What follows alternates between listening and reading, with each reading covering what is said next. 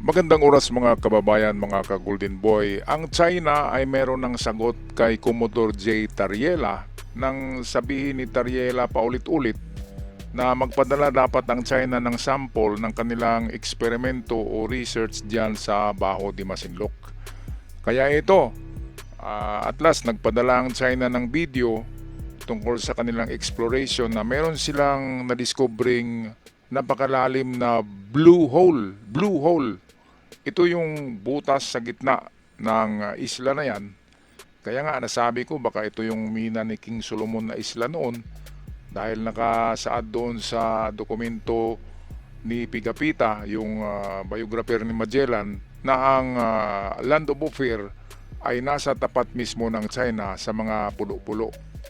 At kung napansin nyo, ang Baho de Masinloc, ang butas niyan sa gitna ay kwadrado, square. At totoo nga, ito ngayon yung na-discover ng China ngayon, blue hole, malalim siya, parang minina siya. Di ba mga kababayan? Baka yan yung hinahanap nga ng China diyan. Dahil nakasulat yan sa Chronicles ni Magellan, ang autobiographer na si Pigapita, na ang Ophir, yung minimina ni King Solomon, ay nasa tapat lang ng China sa mga pulo-pulo. So yan yung mga isla diyan sa WPS. At yung Baho de Masinloc ay ang kakaibang hugis na isla dahil meron siyang entrance, di ba? Meron siyang entrance, man-made yan na entrance. And then sa gitna ng isla ay merong butas na square. Man-made din yan. Bakit ganon? Di ba? Ibig sabihin, merong nagmimina dyan thousands of years ago or hundreds of years ago. O baka sa panahon ni King Solomon yan ay malaking mina. Alam naman natin na ang mga gold mines sa Pilipinas ay hindi lang sa bundok kundi nasa karagatan. Karamihan yan. Sinisisid yan eh. Okay, so meron tayong video dito hiram kay John Reps. At atin panoorin ito. Video na padala ng China kay Commodore J. Tariela ng Coast Guard. Itong video. Matapos ang makailang beses na hamon ni Tariela sa China na ipakita ang mga marine scientific research nito sa Baho de Masinloc, ang China ay naglabas kahapon ng isang footage na nagpapakita ng yaman ng Scarborough Shoal o Baho de Masinloc.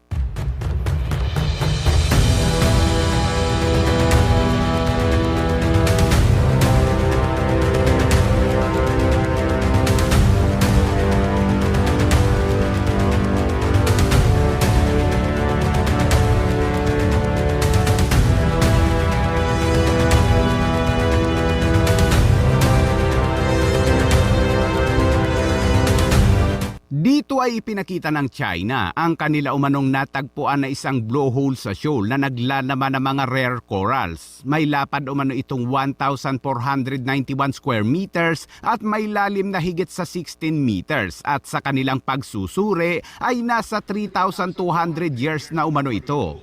Ayan mga kababayan, mga ka-Golden Boy, 3,200 years.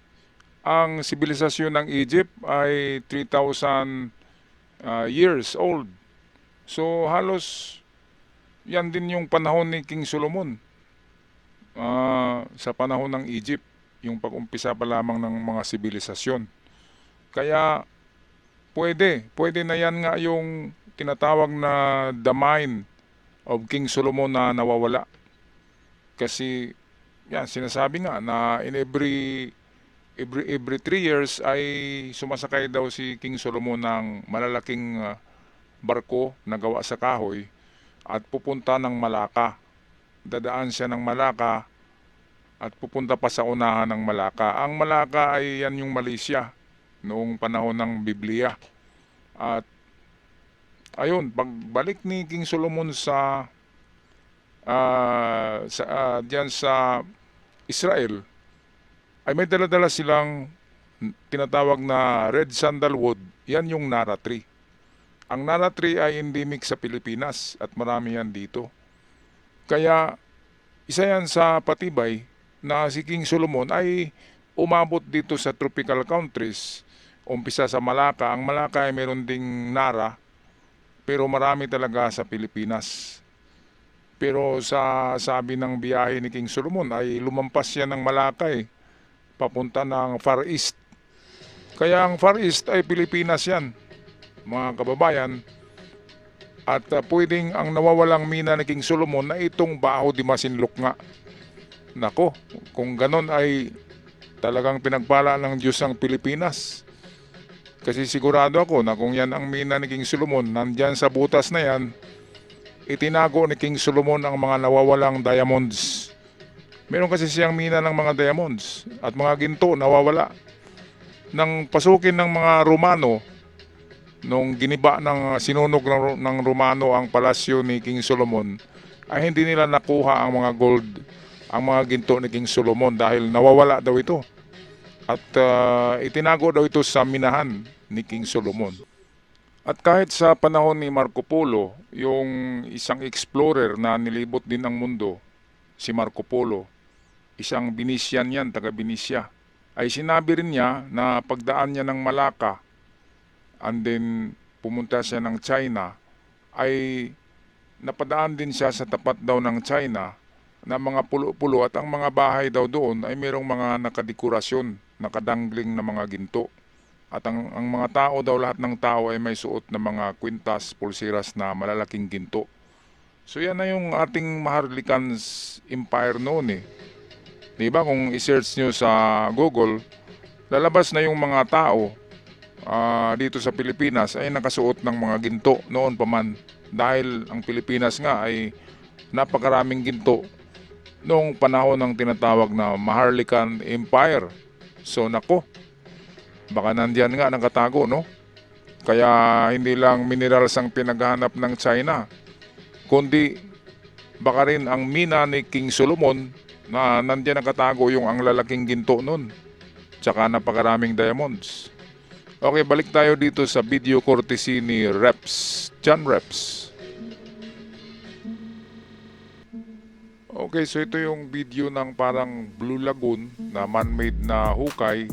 Ayon sa mga NCICs ay 3,200 years old na daw ang hukay na yan.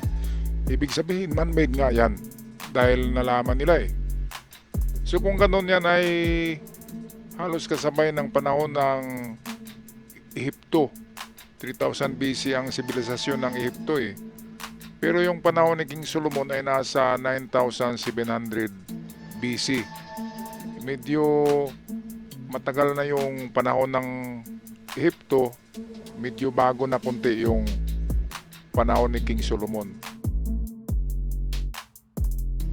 Kung isusum natin ang larawang ito mga kabayan, abay makikita na naman ang mga ogag na may daladalang watawat ng China. Napakaganda talaga ng shawl mga kabayan, pero mas maganda sana kung hawak ito ng Pilipinas. Pero ayon sa Armed Forces of the Philippines ay hindi na nila papayagan ang China na maulit ang ginawa nito noon sa Mischief Reef na isa na ngayong malaking artificial islands at military base ng China.